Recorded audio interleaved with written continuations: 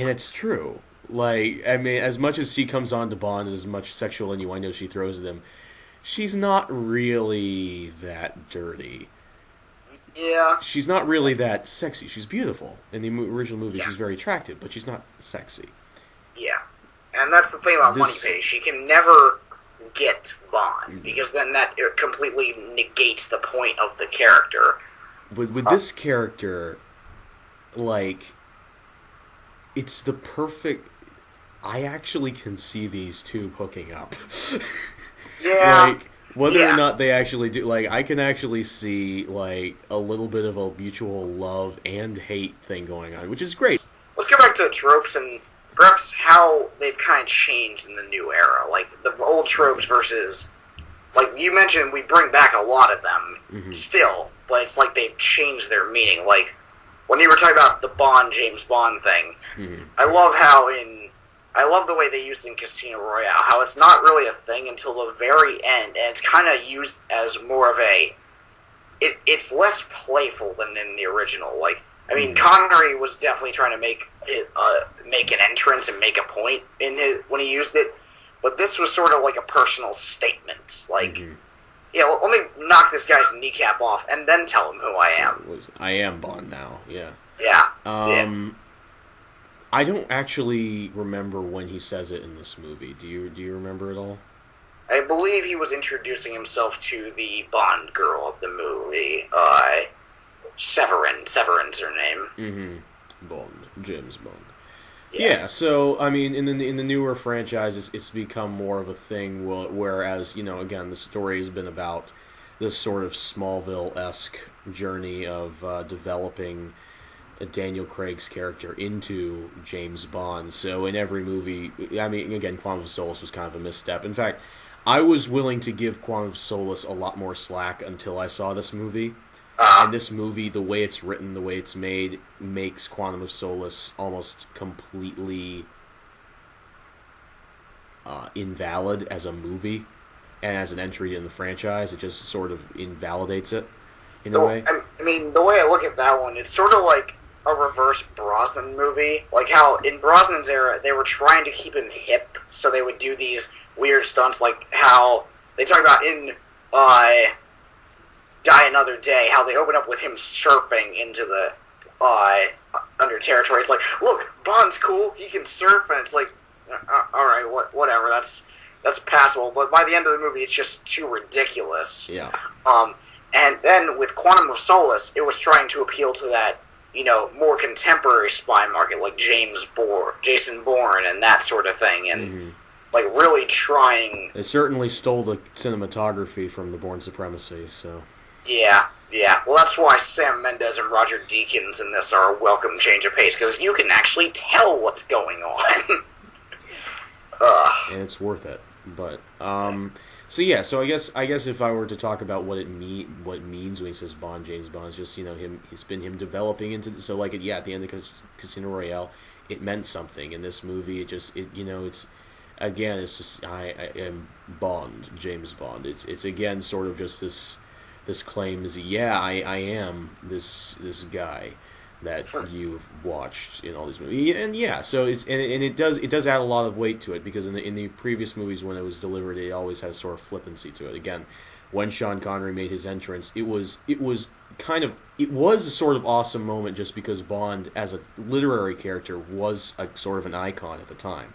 So when Sean Connery walks on and proclaims Bond, James Bond, it is sort of a claiming of the title almost in that he's saying, I am absolutely, ultimately, and entirely that character. I am not an actor. I have stepped out of the book. Yeah. And it's true. but Yeah. but Yeah. yeah, and but even with like when they had other actors taking over for Sean Connery, like George Lazenby had very very big shoes to fill, but he comes in, he's like, I'm Bond, James Bond, and everything like that, and Roger Moore says it almost offhand for the first time as he's looking around and trying to focus on something else. Timothy Dalton says it completely off the cuff, like, yeah, it doesn't really matter in Bond, James Bond, I guess, whatever. Yeah. Pierce Brosnan, I think, is the first one to actually, in his first utterance of the lines, give significance to them by but not really sexualizing it. Yeah, it just is Bond, James Bond, But As you once joked so aptly, sir, Pierce Brosnan cannot say something without sounding sexual. No, it's just every line is. Just watch Mrs. Doubtfire again. Every line is. I want to see a new pants. Wow. But yeah, Daniel Craig does turn it into. Not only, I mean, in the real world, it's always been a mantra and a catchphrase, but he gives it meaning, a lot like what Stephen Moffat's doing in Doctor Who now, where he's taking the random joke of the title Doctor Who and turning it into a plot point. Even if he's doing it a little bit ham-fistedly, he's doing it. So, the other motifs, the Bond car. We haven't had a Bond car for the past 2 films. We have a Bond car in this, and guess what, baby? It's the original one. Seriously. Yes. They go back, and they get the original car. Go ahead. I had to be honest, I saw this movie with my dad. I was originally going to see it in IMAX with a buddy of mine and get like a free 3D poster, which would have been awesome, but he ditched me because I couldn't drive up there with the weather. Mm-hmm. So me and my dad saw it, and part of the fun of watching movies with him for the first time, like, my dad has this bad habit of he'll rehearse how he reacts to a movie, sort of. Like, so when you're watching with a movie with him on TV that you've never seen and he has seen, he has, like, canned jokes that he's going to whip out when a certain scene happens, or he has the same reactions every time. It's kind of amusing after a while. Yeah. But when you watch a movie with him the first time, it's really fun to watch his genuine reactions. Mm. And up to that point, he had been, like, reacting like normally and stuff. And then, bit of background, my dad worked at GM for 27 years, so he knows cars and loves cars. Right. So when the garage opens and Bond's like, we're changing vehicles. The problem with company cars is they're tracking devices. He opens the garage and there's the original Aston Martin DB5, and I just glance over at Dan, and I end up staring at him for a few seconds because his face is just lit up. Like, all the wrinkles are just bright, and just, like, he's, like, grinning, and I'm like, oh, this movie just won him over. And just felt like shit in that moment, because it was probably one of my favorite parts of the movie-going experience. That was great, and I honestly just thought that they were like, oh, they're throwing in the car because it's the car. Like, it was the make of the car, but not the actual car. It's the actual car. Yeah. He's driving with M, and he threatens to eject her. He flips up to the button, and he's like, "Are you going to be like this the whole way?" She's like, "Go ahead, eject me for all I care." And not only that, but it's a major part of the climax that they're in this house, and the zombie apocalypse has happened, and the zombies are walking up to the house, and say, "Oh wait, wrong movie." But anyway, they're in the house, and the people are trying to get in, and he goes into the car and he activates the machine guns. Yeah. But I mean, I half expected him to go into the trunk and pick up the jetpack from Thunderball, but oh well. I mean, after Pierce Brosnan's abuse of it in Die Another Day, I don't think we're seeing that again for a while. Does this still work? Go ahead. I do like that the car. Like, see, the point when Bond movies got a little rough for me was when the cars were indestructible. And that's like, well, why would you ever leave the car? Just drive into the guy's compound and shoot shit. The best moment for that is Tomorrow Never Dies, when the car is indestructible until he gets in the car, and suddenly it gets very vulnerable to bullets. I don't get it. I don't understand it. Yeah. But yeah, that harkens back, for me, one of the things about this movie that I'm not as big a fan of, how it feels like, oh, I gotta keep referencing old Bond movies and things. And sometimes it works. Like, the reveal of the car is great.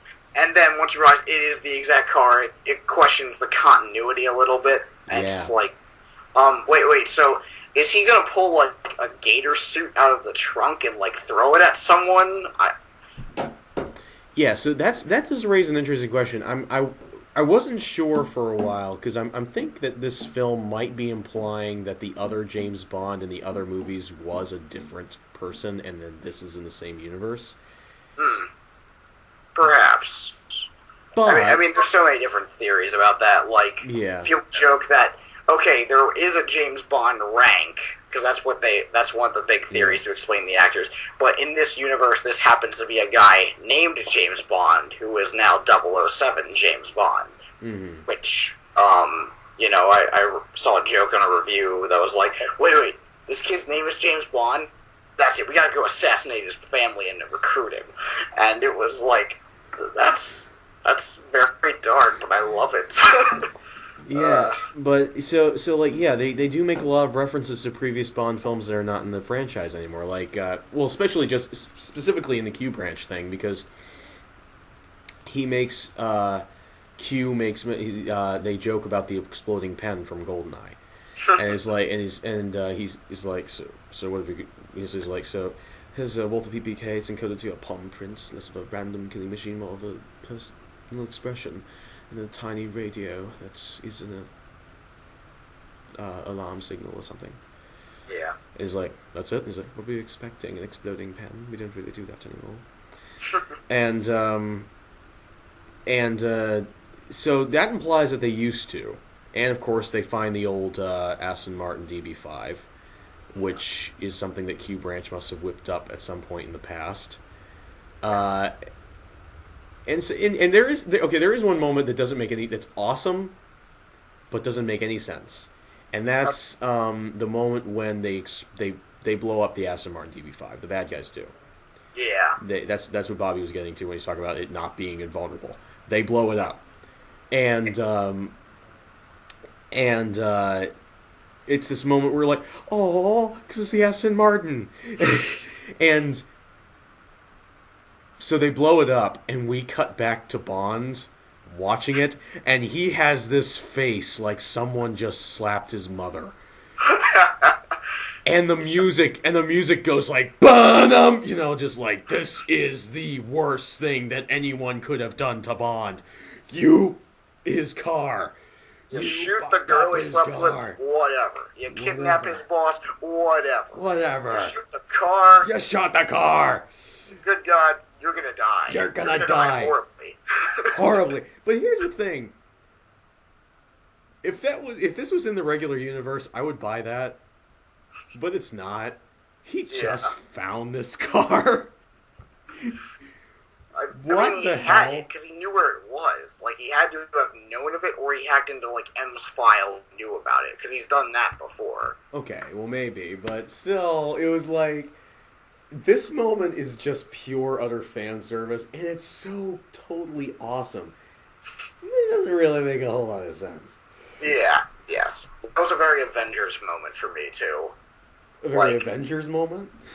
Like how a lot of moments in the Avengers where it's like, okay, clearly the writers and the director know what the audience wants. So, like, for example, me geeking out about, wait, the Thor and Hulk are actually going to have a brawl in this? Like, that wasn't necessary. It didn't need to be in the plot, but it was obviously something that if you follow previous movies, it's like, well, wait, they fought before, but it was terrible. Let's remedy that. Mm-hmm. Absolutely. Which, it's actually one of my favorite moments in the entire movie. But anyway, on the tropes, I was wondering, like, what did you think of how they modified Q Branch in this movie? Because it's a very different animal than it was before. Like, before, Q Branch is like, we're the techies, and we supply the agents, and this is like, we're the hackers. You do our dirty work for us. No, I think that was great. I think that worked perfectly. Calling him the quartermaster gave him a perfect reason to be called Q. I think, again, the actor did a great job. So it was like, I guess for me, it's just if I was really worried about the actor. I didn't care about Q Branch because whether Q Branch was going to show up or not was something that was very silly to me. I didn't want really the original Q Branch where you're just walking around and people are killing each other with different gadgets. I wasn't really looking forward to that. I didn't want that. I liked that from the original movies. I always look forward to that scene in the original movies, but not in the new franchise. It wouldn't work. And already we've seen